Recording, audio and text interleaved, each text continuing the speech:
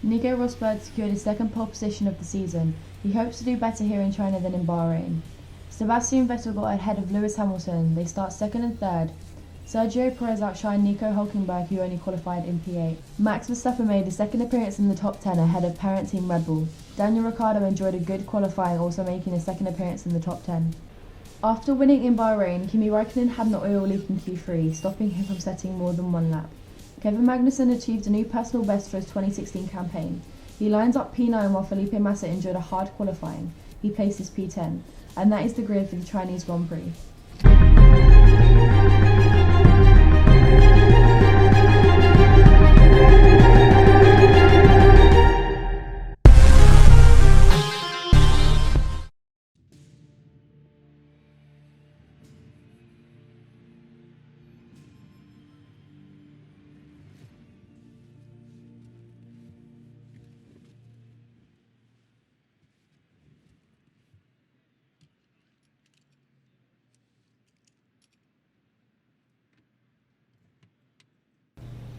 What is up, guys? We are back for round 3 of this career mode. We are in China at the Shanghai International Circuit. Not particularly one of my favourites. I've had a few good results here in league racing and other career modes, but hopefully we can continue our good form. We have made 2 podiums in a row, including 1 win.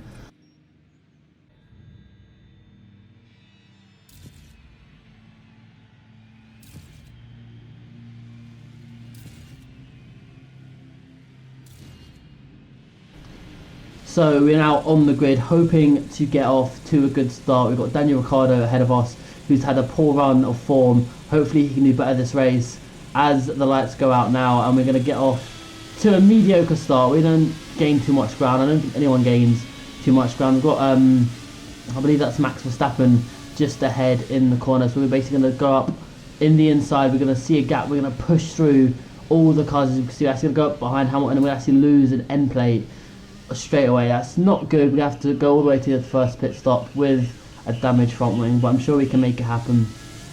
Hopefully we're going to get a good run on our teammate Sebastian Vettel coming in to this right hander. We're going to have to go from a very long way back, and we're going to go in too fast. We're going to hit the apex, but we're going to go extremely wide. I don't think the damage to the front wing helps, so Sebastian Vettel is inevitably going to get past us. As look, Sergio Perez is actually going to try it around the outside. We bang wheels a tiny bit. He's going to have the inside line, but for some reason we're going to hold it around the outside. He actually backs off, so that's going to help us very much. So we're going to have a look at a replay at what actually went wrong. So we actually got off to a good start. I think this is the point where we actually lost. We braked way too late. We turned in perfectly, but we just carried too much speed into that braking zone. I think if we braked normally, we probably wouldn't have had, you know, the chance to overtake him. But nonetheless, we're going to continue to watch on what happened as we cut off to the replay. So Sergio Perez just kind of, I don't know, he just couldn't hold on to it. Like, it didn't stick for him round the outside like I thought it would. But luckily for us, we are still in position, followed by Sergio Perez. And now the thing is, we've actually got Kevin Magnussen going to go around the outside of Sergio Perez. So Kevin Magnussen gets himself up into 3rd place. That's very, very good for the Danish driver. Lap 2, we've got Pascal Wehrlein, he's actually staying on the track so far. It's only lap 2, but you never know what could happen. He's actually got Jolyon Palmer in pursuit and closing pretty fast on the new German driver. The side-by-side going down the back straight. Hopefully Pascal Wehrlein can hold it off, but I've got a feeling Palmer's just got the better package, and he's just a bit of a better driver at this stage of the season. So Palmer gets that move done, no problem for the Renault. But we've actually got Fernando Alonso in the gravel, so that means McLaren are again in trouble for the 3rd race in a row. We're going to have to see what happened to Alonso. He's actually beached his McLaren firmly in the gravel at the end of this section. So he's going to turn left, and I think, yes, he got his rear tyre on the curb when he put his foot down, and that clearly didn't help. Lap 5, we've got Pascal Wehrlein being chased down by Haryanto, and he's going to go on the AstroTurf, and he's going to dip a tyre into the grass, and he's going to spin. I spoke too soon about Pascal Wehrlein, about him not making a mistake, but surely enough, he did end up proving us wrong. He made that mistake on the 3rd lap, at least he didn't hit a bollard this time. So we're going to check out with the slow motion what actually happened. So he had a bit of a wide exit coming onto the back straight, so it goes on the AstroTurf, and as he puts his rear tyre on the grass, that's where he loses it. The car just completely bottoms out. He just loses all traction and obviously sends him spinning completely. Lap 5 now. At the end of the lap, we're going to come in and make our pit stop. We're going to try and get a decent gap to Nico Rosberg. We haven't made any ground on Vettel. Vettel has just flown away ever since that incident we had with him where we completely went off the track. So Vettel winning the race at the moment in complete Vettel fashion. He's looking very good for the race win. So like I said, as long as we can keep our position to Nico Rosberg, who's in third, it's going to be pretty much a success for us. So obviously got a new front wing change, hopefully going to be able to consolidate our position. If we get a 1-2 for Ferrari, that'll be fantastic, because that'll be the first 1-2 since 2010, the controversial Germany 1-2 where Felipe Massa was told to let Alonso through. But anyway, still on lap 5, we've actually got Daniel Ricciardo pulling in to the garage. That's really, really not good for him. He's had a poor start to the season. Hopefully he can improve, because obviously Red Bull not doing too good with Kvyat either. But speaking of Red Bull, we've got their sister team of Max Verstappen in the Toro Rosso with a very, very aggressive Valtteri Bottas right up his gearbox. So Bottas trying not to waste any time with the Dutch driver. He's going to hopefully get a good traction. You can see Bottas is actually sticking to the back of Max Verstappen.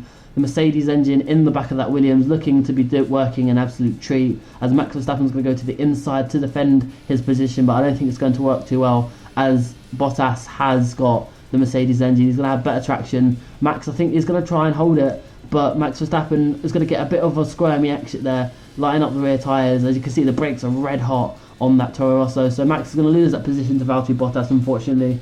But that means Bottas moves up one more place and Max drops one, which is not what they want. Lap 6 now, we've got Pascal Wehrlein after having his spin down in 15th, so we're going to go around his outside into this corner. Obviously he has not pitted yet, so he's made an absolute mess of what could have been, a decent Grand Prix, starting as high up as he did. So coming now to the end of lap 6, we're right behind Felipe Nasr. He still has to pit, so this is going to be an easy job for us. We've got a Ferrari engine on the Ferrari engine, but we are the works team, so we're going to absolutely fly by the customer engine, and we're going to keep pushing and try and get ahead of Rosberg. Lap 7, and Jenson Button is in a Sauber sandwich. This is obviously after Felipe Nasr has pitted, so Jenson Button looks to actually be making some ground here, considering last season his McLaren Honda engine was an absolute tragic attempt at an engine. It was just horrible. It had no straight line speed. As Fernando quoted, it was a GP2 engine. So it looks as if Jenson Button's got past Ericsson, so if he can make light work of Felipe Nasr, that boasts good hope for the rest of the season for the McLaren team.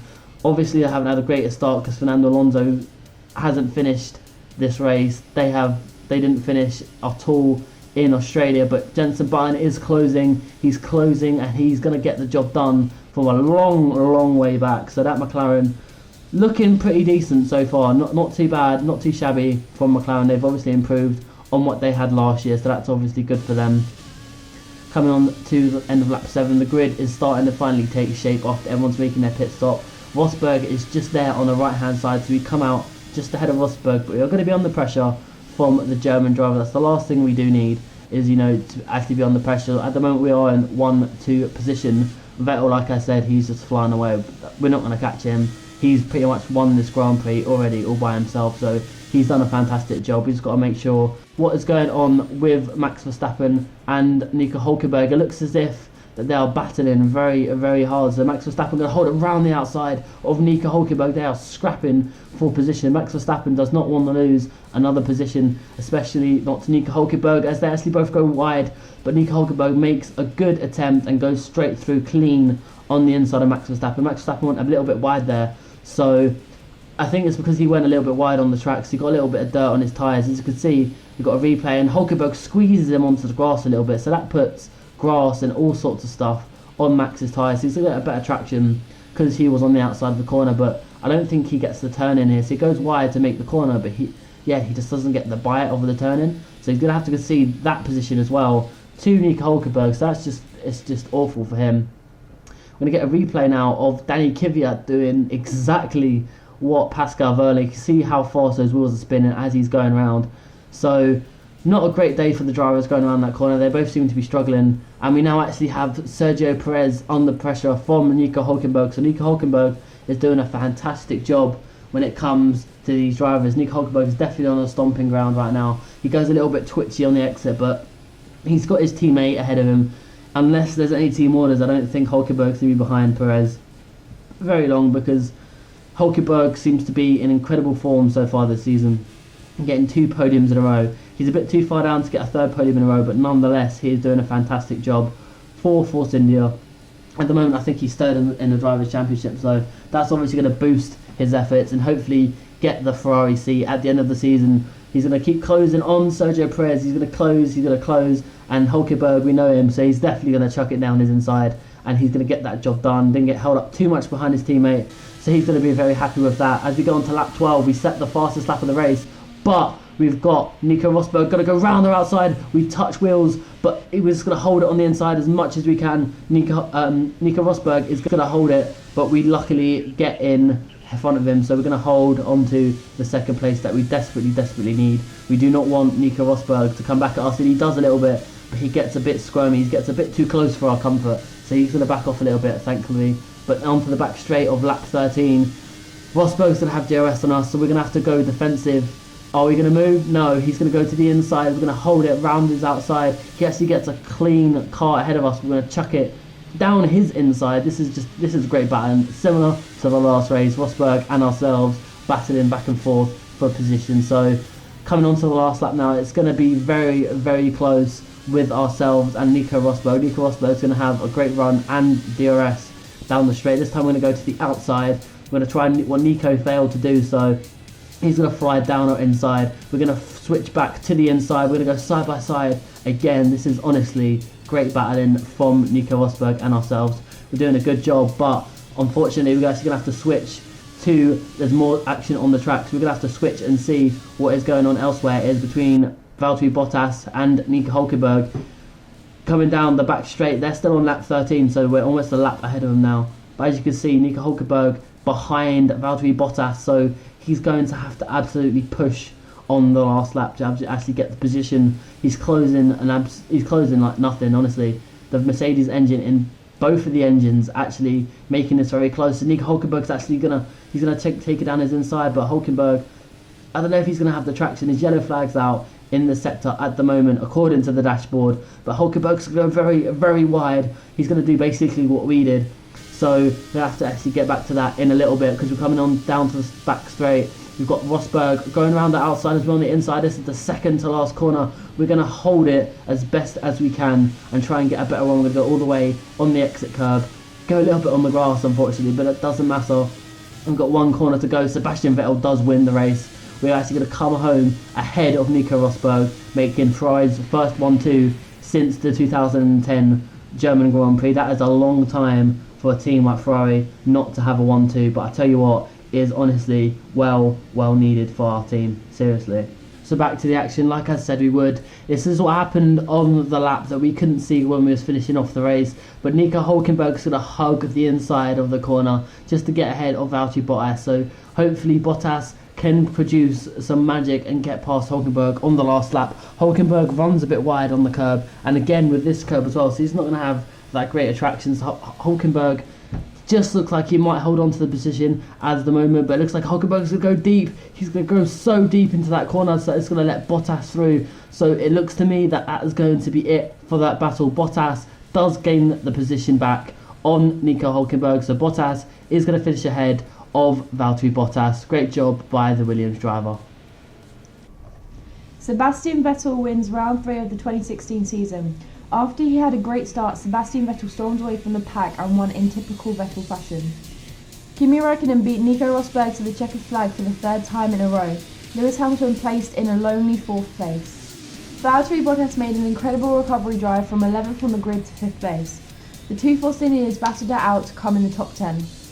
Kevin Magnussen placed P9 to boost Renault's constructors' effort over the midfield teams. Felipe Massa took the last points paying position to see as Williams' home camp. Both Haas drivers finished outside the top 10, as did both Sauber's and Manners. Daniel Ricciardo's poor start to the season continues as he pulled into the garage at lap 5 while Fernando Alonso beached his McLaren in the gravel. Next race is the Russian Grand Prix. So here is the driver's standings, guys. We are leading the championship by 9 points, just ahead of Lewis Hamilton. Nico Hulkenberg and Nico Rosberg tied for third place on 41 points. Sebastian Vettel, 3 races, he's only got 39 points. That's not a lot. He really needs to do a little bit better. Obviously Bottas there in 6th place, followed by Max Verstappen. Felipe Massa, not exactly had a great start. Sergio Perez, not doing too bad. Kvyat obviously getting the better of his teammate, which is quite impressive. Kevin Magnussen and Gutierrez actually on the board, so that's obviously good for both Haas and Renault. So the constructors is pretty straightforward like the drivers. Obviously Ferrari's leading it with 97, only 7 points clear of Mercedes, which isn't too bad. 3 races into the season and Mercedes aren't leading, so that's going to be a very interesting topic for the mid-season report that we're going to be doing.